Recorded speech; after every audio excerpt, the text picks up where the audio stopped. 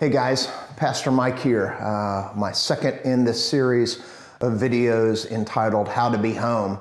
I want to introduce you to a word today. Concept isn't new, but the word is profusion. And basically profusion is this idea that whatever work you have will expand to fill whatever time and space that you're willing to give it. Which is why last week I encouraged you to develop a daily rhythm for you and for your family, because if you don't, the work will just expand and take every minute of your time. You'll find yourself on the other end of this coronavirus, self-quarantining kind of stuff, and you won't accomplish a lot of the most important things like your relationship with God, your relationship with your spouse, your family, reaching out to neighbors, those kind of things, because you can just be consumed by your work, either your career or just jobs around the house. And last week I encouraged you to do something physical and recreational, to do something spiritual, to do something individual that fills your cup, and then to do something relational with your family, with someone else every single day.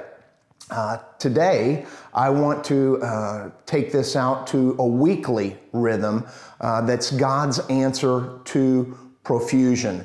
And God's answer to profusion, the weekly rhythm that I'm talking about today, is called Sabbath. Sabbath is a big deal. It basically means to cease your labor.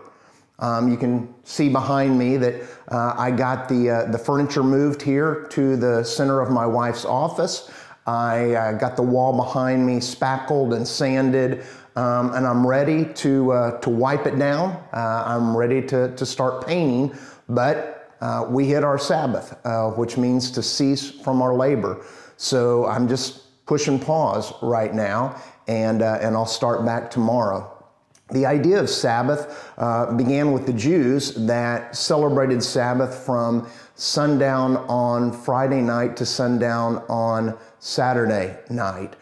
So most of Saturday was their Sabbath. As Christians, most of us celebrate Sabbath on Sunday, though the idea is not about a particular day of the week. It's simply the idea of the rhythm of one day in seven to take off. And one of the things that we've learned in our emotionally healthy spirituality as we look at the Bible on Sabbath, God's four qualities of Sabbath are stop, rest, contemplate, and delight. Stop your work. Hey, wherever you are, just push pause, stop, walk away, and then rest. Hey, this is to be a time to renew. We were not created to go 24 hours a day, 7 days a week.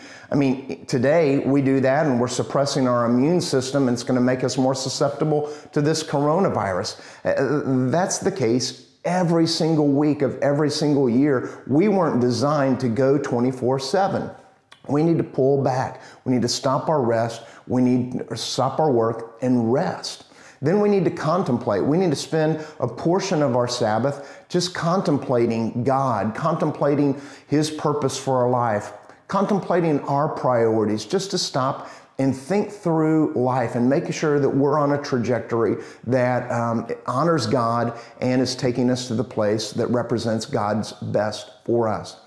And then my favorite, delight. God doesn't want Sabbath to be punitive. Jesus said, hey, Sabbath wasn't, man wasn't made for the Sabbath. Sabbath was made for man. It's a gift from God. And so we can delight. We can do things that we love to do. It's not an excuse to say, Sabbath is 100% delight, but that's a huge component to find those things that you love to do. Maybe that's taking a walk or a bike ride. You know what? Maybe it's gardening. And for some people, gardening would be a work and be a chore, but gardening just lights you up. So, that in your case, that's personal. It's not a legalistic kind of thing. To do something that will stop, rest, contemplate, and delight, that will leave you renewed and refreshed to get back to your labor. Now, one final word, that if you're going to celebrate Sabbath, it's going to take some intentionality on the front end of your work, front end of your week, because that work will continue to grow if you allow it to. You've got to keep the container at 6 days. You've got to say, I'm going to get it done in 6 days. Whatever I don't get done, then I'm going to wait, take a day off, and I'll come back the next day. So you got to be intentional about getting your work done. You also got to be intentional about planning for the Sabbath so that when it gets there, you're not caught off guard. You're ready to go, that you can make the most of that gift that God has given you. Hey, right now, this seems like a sabbatical for a lot of us, maybe even a forced sabbatical. As David writes in Psalm 23, the Lord maketh me lie down in green pastures and leadeth me beside the still waters.